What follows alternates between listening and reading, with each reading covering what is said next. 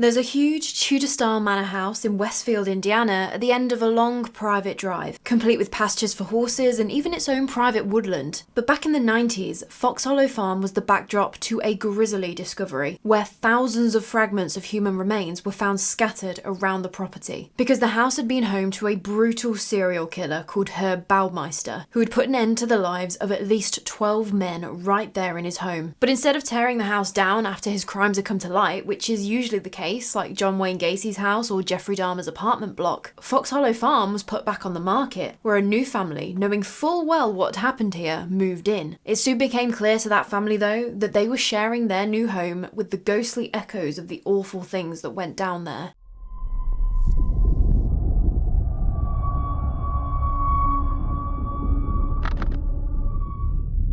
So Fox Hollow Farm was originally built in the 1970s, but it was during the 90s when its most infamous resident would move in, Herb Baumeister. On the outside, Herb was a successful businessman, committed husband, doting father, all of the things that make up the American dream, right? He was married to a woman called Julie, and together they had 3 kids, 2 girls and a boy. But there was another side to Herb, and the people who knew him knew of this other side. He'd even been given the nickname Weird Herb. Like, there were just some things that were off about him. But just before we really get into it, I'm kind of going to be dipping my toe into the world of true crime for this story. I'm not going to be going into the finer details. There are actual true crime channels and podcasts that can do that. But just so you know, this one is going to be a pretty dark story, naturally. So after losing his job at the Indiana Bureau of Motor Vehicles for urinating on a letter to the governor, yep, Herb took a loan from his mother-in-law to start his own business in 1988, a thrift store called Save-A-Lot. Save without the E, so it looks like Save-A-Lot, but it's still Save-A-Lot. I don't know. He's saving an E. And over here in the UK, we call them charity shops because they usually sell like secondhand clothes, books and general tat to raise money for charities. But I think Save-A-Lot, it was a for-profit deal, like Herb was selling your tat to make his profit. And this was during the late 80s and things were going really well for the Baumeisters. The shop was making money, Julie and Herb seemed to be getting along well to everyone on the outside, all great. But at that time in the Indianapolis area, the gay community were under attack because all throughout the 80s, bodies were appearing along the I-70 between Indianapolis and Columbus, Ohio. Around 12 victims were found between 1980 and 1990, all from around the Indianapolis area, all killed by strangulation, and a lot of them last seen around gay bars. No one was ever charged for these murders, but it is now very highly suspected that Weird Herb was the I-70 strangler. Because it is interesting to know that Julie told the police when she was being questioned later on that Herb had travelled from their home in Indiana to Ohio on quote-unquote business more than 100 times during the time that the I-70 strangler was seemingly active. But also that the bodies stopped turning up in 1991. What happened to Herb Baumeister in 1991? Him and his wife Julie bought Fox Hollow Farm. Could be a huge coincidence, but a lot of people think not. They think he just changed his MO. He could start bringing his work home with him instead.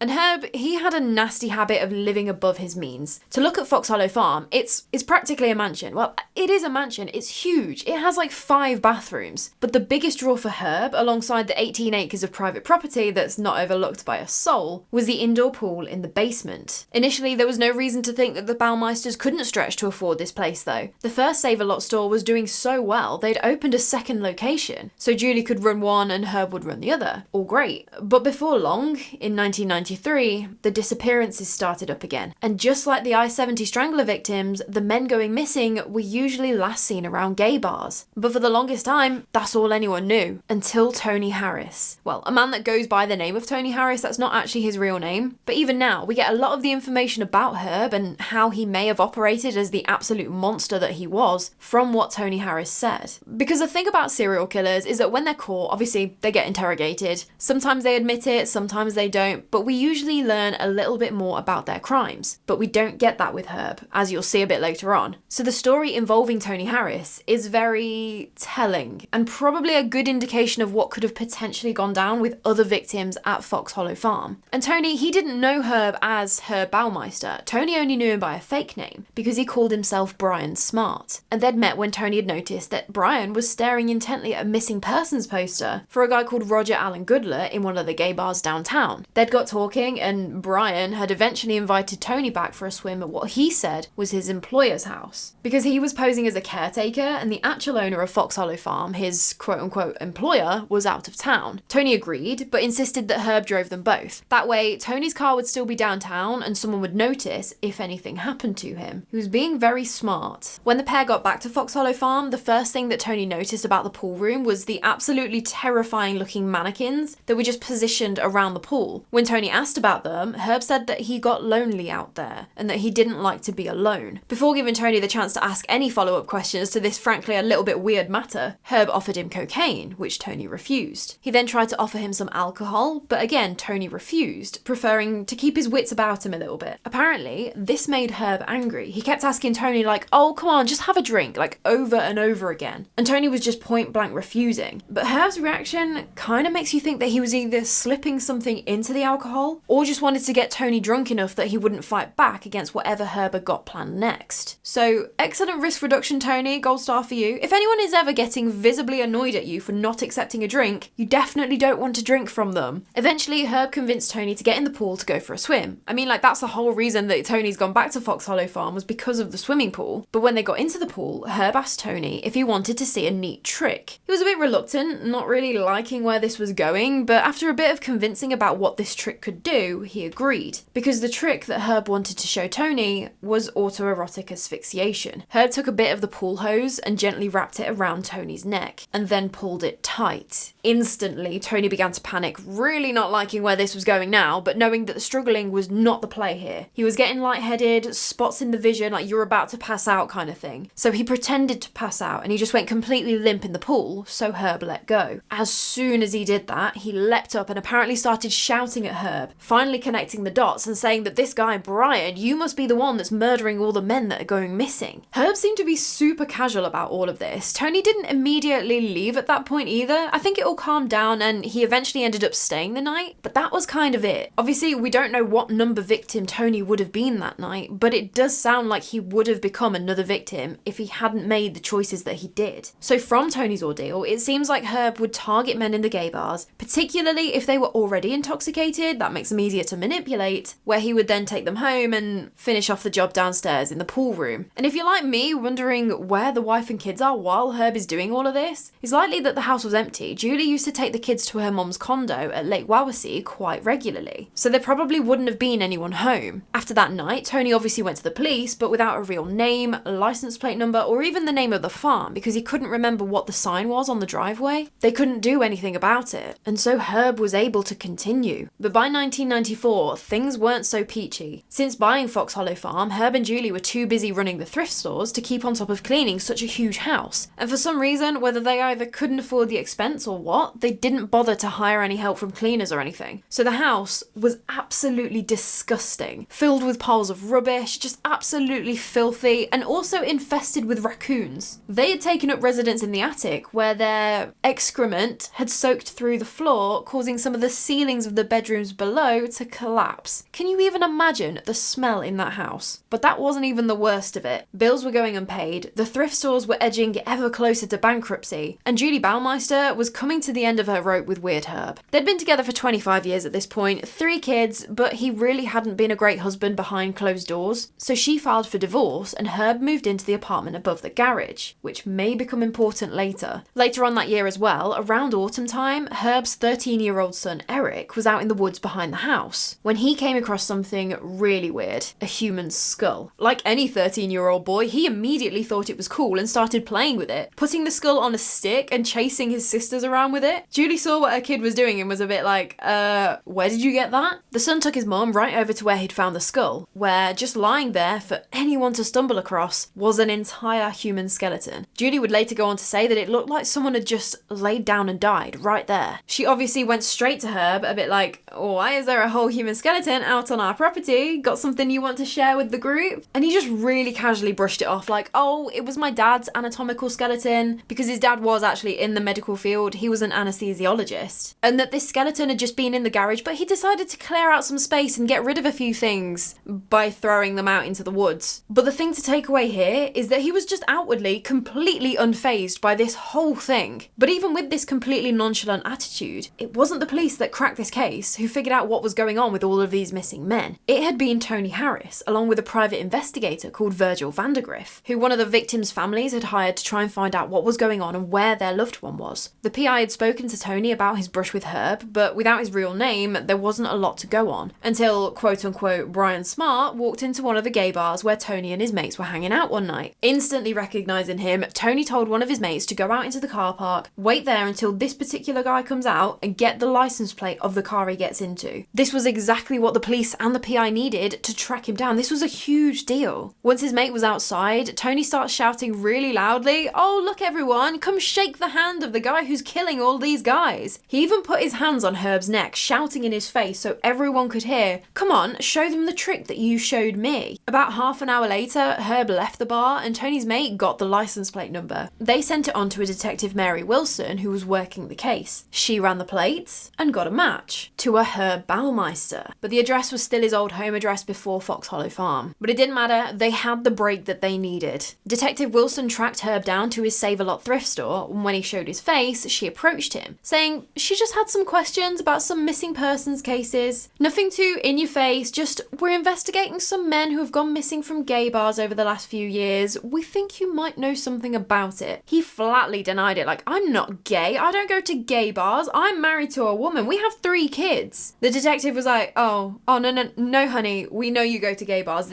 that isn't what we're trying to find out here. Your license plate was spotted in a gay bar car park, like you were there. So basically he had no option but to say, yeah, okay, but my wife doesn't know, no one knows, and that's kind of the way I want to keep it, you know? Detective Wilson then asks him, okay, well, would you possibly mind if we had a look around your property? To which, unsurprisingly, Herb said, oh no, you're gonna need to talk to my lawyer for that. Worth a shot, I guess. But Mary Wilson, she's persistent, and she goes to Julie Baumeister, thinking she might have better luck there with getting permission. But Herb had already got to her first, and given her the excuse that, oh, by the way, there was an employee that I'd sacked, and he's trying to harass me with, like, false accusations, just a heads up. So inevitably, thinking it was just this made-up employee that was just harassing Herb, she said no as well. And that was that. For 2 years. Neither Detective Mary Wilson nor Virgil the PI could get any further. All during this time, Herb and Julie were together, they were divorcing, they were together again. Things were going through Julie's mind though. Everything that had happened, the son finding the skeleton, the police sniffing around, she was just a bit uncomfy with it all. The Save-A-Lot stores were shut down for various reasons, then they were open, until the 20th of June 1996, when Herb and Julie must have been going through one of their rough patches, because he informed her that he was taking the kids and enrolling them into a military academy summer program. To which she said, absolutely not, don't you even think about it. And this was basically the final straw that made her mind up about everything. She didn't trust Herb as far as she could throw him at this point, and she didn't like where this was heading with him taking the kids. Not that she suspected that he would have done anything to the kids, but just trying to get everyone out of the house for what reason, Herb? So she got straight on the phone to the police, giving them permission to search Fox Hollow Farm. As soon as the police rocked up and started having a look around the grounds, they started finding the remains. They found a burn pile which had fragments of bone in it, and there were human teeth scattered everywhere outside. It really didn't take the police long to come to the conclusion that they were going to be there a while. Some of the forensics team were instructed to place orange flags at every location where a piece of bone was found. Within the first half an hour, they had placed 100 flags, and that was barely scratching the surface. They eventually figured that after killing his victims, he would have dragged them out into the woods, burned them, and then crushed up the bones, which he then would have just scattered on the property. Sometimes he didn't even bother to burn them, he'd just leave them in a mulch pile to either decompose or let the animals get to them. And then other times, again, just showing how much he did not give a single flying one about what he was doing, he just left them out, literal meters away from the house. Hence the skeleton that Eric had found that looked like the person had just laid down and died. The police had also started searching the house, which I can imagine was also not a pleasant thing to be doing, imagining the state of the place by that point, and they came across shelving that was full of VHS tapes, apart from one single shelf. That looked like it had all been cleared. Obviously the police gave one officer the job of looking through all of these tapes, on which there was nothing incriminating, but the empty shelf was weird. Where were those tapes? Why had those tapes been the only ones taken? What was on them? We know that at some point Herb had taken them, and that he must have heard the news about the discovery of the remains on his property, because after that news broke, he drove across the border into Canada. And when he was found by a Mountie asleep in his car, she noted that he had an awful lot of VHS tapes in the back seat. But not knowing who she had just woken up and having no other reason to arrest him, she let him go. Herb drove to Pinery Provincial Park, wrote a letter that said he was sorry for making a mess in the park and apologising for his family for basically leaving them destitute. Although, Julie, it's your fault for all of my problems. My world is falling apart because of you. Not that he admitted those particular problems being murders. He never mentioned the murders at all in the letter. After he wrote his letter, that was that. He turned his gun on himself, and that was the end of Herb Baumeister. The VHS tapes were never recovered, and he never admitted any of the murders to a single soul. But to this day, bone fragments are still being recovered from Fox Hollow Farm, and victims of Herb Baumeister are still being identified. One as recently as May 2024, which brought the total number of victims officially identified to 12. 12 men murdered by Herb Baumeister at Fox Hollow Farm and dumped in the woods. Although with 10,000 bone fragments already recovered and countless more still out there, people do think the total number of victims was a lot higher than 12. But I am just going to put a little side note in here that during the time that Herb was operating, potentially in the 80s with the I-70 and then the 90s at Fox Hollow Farm, it was during a time where a lot of people were openly homophobic. Committing crimes against gay people was met with the attitude by some that, well, that's what you get for living in sin. We see it again and again in serial killer cases, like for example, again, John Wayne Gacy and Jeffrey Dahmer. The police don't seem super interested because they don't want to deal with that community. And that's why Herb was able to operate for so long, why it took the efforts of Tony Harris to finally get the break in the case they needed, why families felt that they had no one else to turn to other than a private investigator. And it's just really sad to think that these real, actual human lives of these victims were kind of seen as less than, as not important, and that so many families were left without answers for so long. But once the police had wrapped up their examination of Fox Hollow Farm, what happened next was quite unusual. In places like this, where such monstrous things happened, the building is usually torn down in an attempt to try and let the community move on, stop dark tourists stopping by and snooping, like all of that sort of thing. But Fox Hollow Farm is still standing, still lived in, and still largely similar to how it would have been when Weird Herb did the horrific things he did, particularly the pool room. The owner who bought it off Julie Baumeister in 1997, because funnily enough, Julie didn't want anything to do with the house after that, he'd never actually lived in the house. I'm not sure why, but the house was probably pretty unlivable. It would have been in such a state. Could have been the murders, most likely was the state of the house at the time. He put it on the market, where Robert and Vicky Graves came across it in the spring of 2006. They decided to go for it, put in an offer that was reasonable for the state of the house, and were laughed out of the room because the owner was already way too deep in the hole with this property and didn't want to lose any more money. They carried on negotiating for years and had eventually all but given up until they got a call from the owner in 2008, just out of the blue, saying that the Graves were the only potential buyers that had actually put in an offer, and maybe, I don't know, do you still want to buy it? Luckily for that guy, they did, so they started back up the negotiations, figured it all out, and moved into Fox Hollow Farm with their two sons, Michael and William, in May 2009, 3 years after first coming across the property. And they've restored the house to its former glory, just a bit of remodeling, but they've kept all the rooms the same, including the pool room in the basement. That's still an indoor swimming pool. And before we really get into it, it's important to know that all of the Graves family were complete skeptics of the paranormal. Even when they were told about the murders by the real estate agent the first time that they went to view the house, Vicky kind of shrugged and just went, well, we're here now, might as well have a look.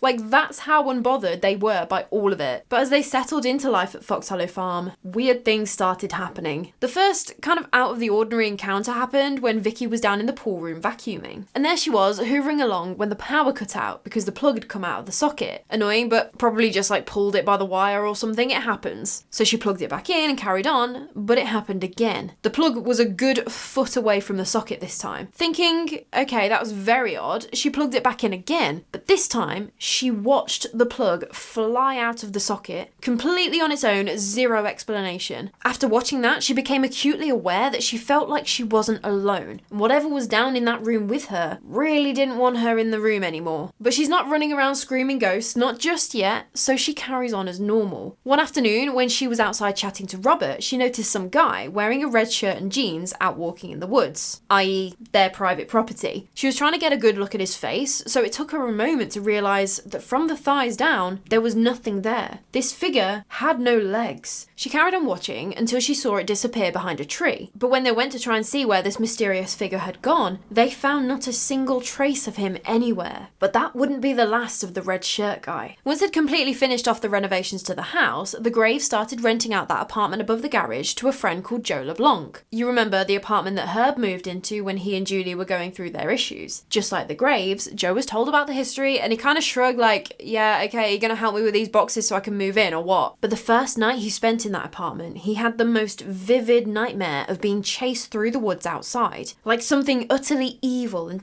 terrifyingly dangerous was chasing him down. It was one of those nightmares where you feel it's so real, like you wake up scared for a moment, if you know what I mean. Joe woke up running out of bed, like that's how real and terrifying it seemed to him. But I mean, come on, it's just a nightmare, right? Maybe your subconscious is just going into overdrive knowing what went down there. Easy to pass off as your own imagination. What isn't so easy to explain is when Joe saw the red shirt man. He was out after dark one night walking his dog Fred. You're living on a big property like that, you're gonna make the most of it. You got your own private woods to walk around. Just try not to think about what happened in these woods in the 90s, you know? And so Fred, he was a super well-behaved boy. He wouldn't really run off apart from this one night. As they were walking, they both clearly heard something moving around in the trees. I mean, Fred most definitely heard it as he went bolting towards whatever it was. Joe started following Fred, probably cursing him out for running off like that. I can relate. And that's when Joe saw the figure. Red shirt, transparent legs, walking through the woods. He is absolutely terrified now. He's alone, in the dark. Well, now he probably definitely doesn't feel alone, but he's still got to find Fred. So he goes further into the trees to look for the dog, hoping not to run into the guy again. He heard another noise and thinking that must be Fred, he headed towards it. He swung his torch around behind him and came face to face with the man in the red shirt, who was stood there 20 paces away, staring at him. Now it was Joe's turn to bolt straight back to the apartment, and actually Fred was right on his heels, so it all worked out. The next day, when he was telling Vicky about what had happened, they worked out that the figure in red would have been standing in exactly the same spot, both times when Vicky and Joe witnessed him. Creepy. Although it wasn't just the woods where Joe had to be careful. Throughout this story, a lot of seemingly paranormal activity seems to be directed at Joe, which is quite interesting. His apartment also turned into a hotspot while he was living there. Literally the week he moved in, he heard a knock at the door, and figuring it must have been one of the Graves, he just shouted like, "Oh, hang on, like I'll be right there." The knocking continued though, getting louder and louder. Fred started growling at the door. He could sense something was up, until Joe eventually opened the door, but there was nothing there. That wasn't the end of it though, as he says he felt like he let something into the apartment that day. A bit later on, while he was watching TV, he started noticing movement out of the corner of his eye, but he checked all around the apartment. There was no explanation. This happened again though, on a different night, in an altogether even more terrifying encounter. Joe was asleep in bed when someone or something started pounding on his door. It was shaking the door with each bang. It was so loud and intense. He ran to the door thinking something must be wrong with the Graves, there's an emergency, something. But when he opened it, there was nothing there. But he noticed something strange about the door knocker. It looked like it was being held up by something invisible, as it was just sticking out at a 90-degree angle. You coming to be my emotional support animal through this? But it got weirder. He then watched the knocker go from sticking straight out to being lifted all the way up before slamming down on the door again. I don't even know how you begin to unpack that, and seemingly neither did Joe, so he just went back to bed. But Fred the dog was not okay with this turn of events. He's buried under the covers of the bed, terrified, will not come out. Joe started hearing a squeaking noise and looked back over at the front door to see the doorknob turning. He jumped to his feet again and stood there watching, waiting for something to happen, but everything was quiet for a moment, until the door flew open with such force and speed that it gouged out a chunk of the cupboard door that it hit. A gust of wind blew some leaves in on what he'd said was a very calm, still night. So that's very atmospheric, isn't it? But there was no time to think about that, because at that moment, a man stepped into the doorway. This was not one of the Graves, nor was it even the red shirt guy who had scared the life out of Joe, but had really just been pretty harmless. This was someone else. The man had a look of sheer terror on his face as he started running into the apartment, silently screaming in just utter panic. As he ran inside, the figure disappeared, leaving Joe absolutely dumbfounded as to what he had just seen. After that night, life carried on for Joe, but that face was always in the back of his mind. Who had that been? It wasn't until Vicky, Robert and Joe had all been sat down watching old news footage of the murders that Joe had found out who it was. Because there, right on the screen, was a picture of the man he had come face to face with in his apartment. No doubt about it to Joe, he recognised him immediately. The man had been one of Herb Baumeister's victims.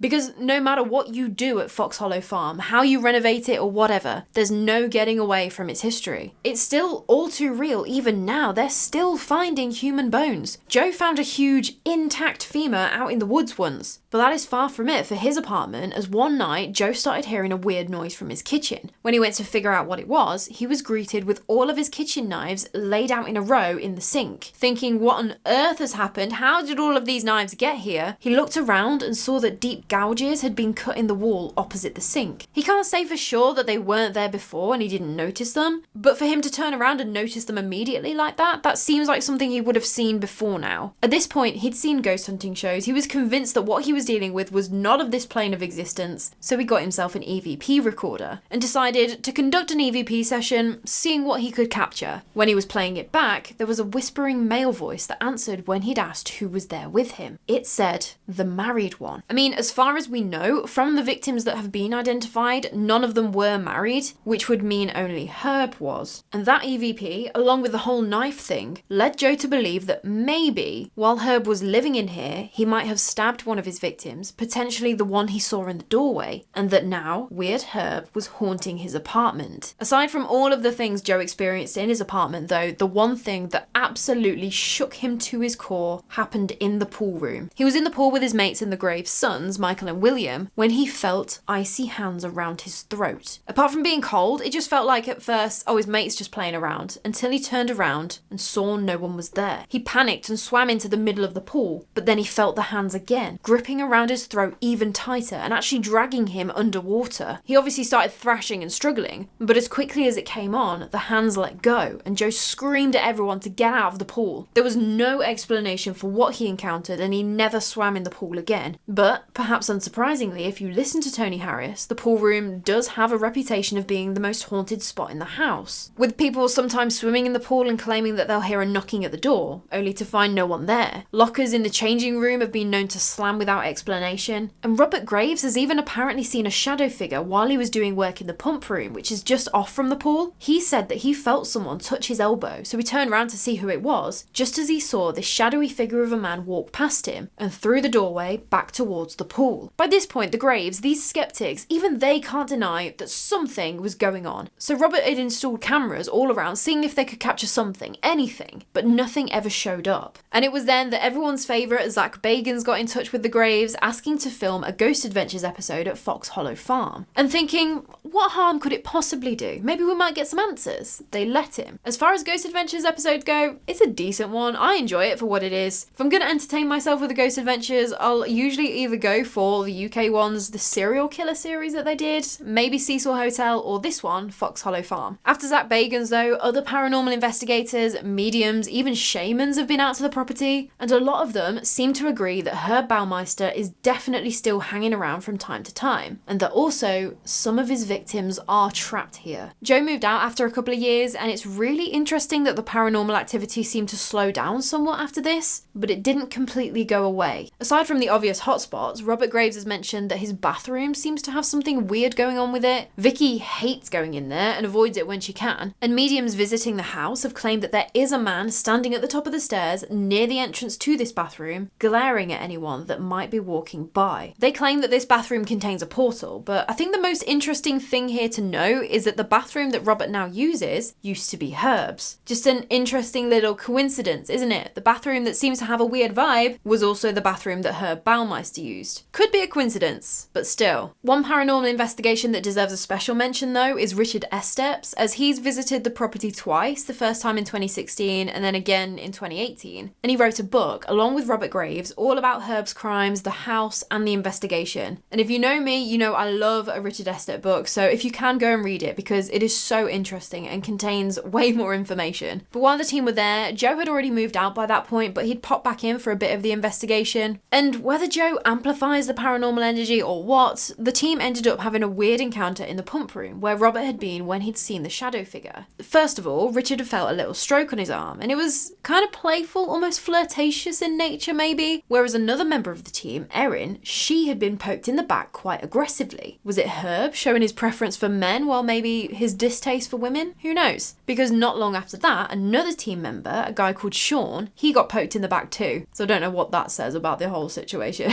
In all of these encounters, there was no explanation. No one was around the person, they hadn't backed into something, nothing. But there is one entity that they talk about a lot in Richard's book, and it's something that the mediums and shamans, and even Tony Harris himself has spoken about, because it is said that there is an elemental at Fox Hollow Farm. And obviously people have different different beliefs about what an elemental actually is, but it seems to be generally agreed that elementals are inhuman. They were never human in life, and a lot of people use the term demonic to describe them. But however you describe it, it's said to lurk out in the woods and only comes out after dark. It's very intelligent and completely evil. Joe LeBlanc, he thinks that he might have seen it on multiple occasions when he lived in the apartment, as he'd be out running after dark and he'd see a tall, thin, blacker than black figure moving in between the trees in just a really weird way. Like, it was inhuman. It was moving too fast to be a human. He described it as almost like flitting along, following him. I'm guessing this must have been before his red-shirted man incident, otherwise running out in the woods alone in the dark when you know what's out there. I don't even know.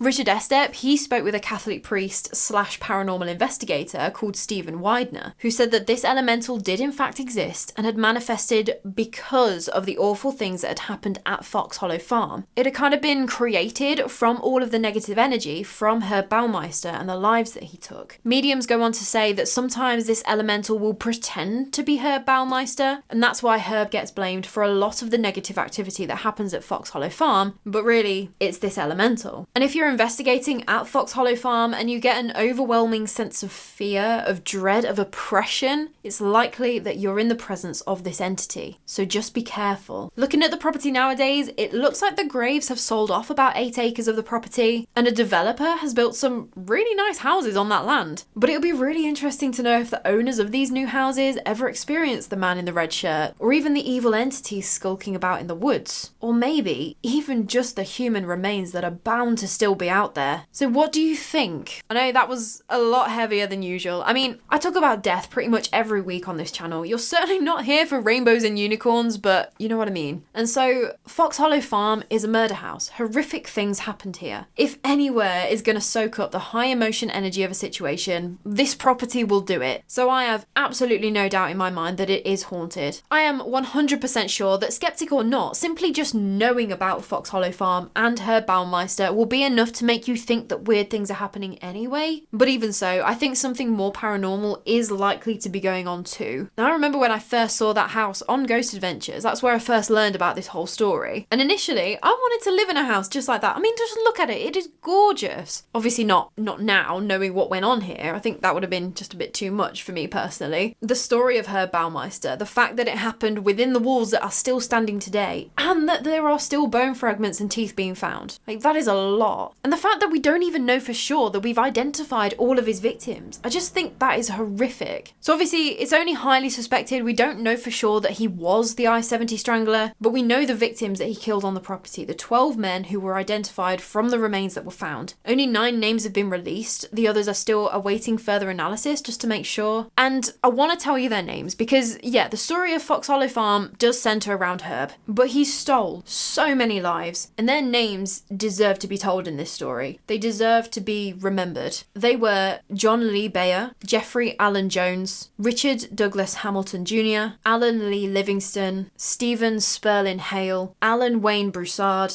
Roger Allen Goodlett, Michael Frederick Kern, and Manuel Resendez. Police are still working through the 10,000 fragments of remains, still working all the time to try and identify any more victims that they can. So hopefully the families of other men that went missing in the area at the time can receive some closure, however awful it is to find out what really happened. But that's all for the story of Fox Hollow Farm and the alleged paranormal activity that has been witnessed there. Definitely read Richard's book, The Horrors of Fox Hollow Farm. There are all sorts in there about this case. Tony Harris goes on to say that he thinks there might have been an accomplice. Just lots of different claims from him. It makes for an interesting bedtime read. And let me know what you think about this story, about the hauntings. Is there something paranormal going on here? Or is it just human psychology that awful things happened and so now people's imaginations are somewhat running away with them? Tell me your thoughts. But from my side, if you enjoyed this video, please give it one of those likes. And if you haven't already and you like what I'm up to over here, maybe consider subscribing. But anyway, that is all from me today. I cannot wait to chat with you more about the morbid, mysterious and macabre. So until next time, sleep safe. He was an anesthetologist. Anesthetologist? How do you say that word?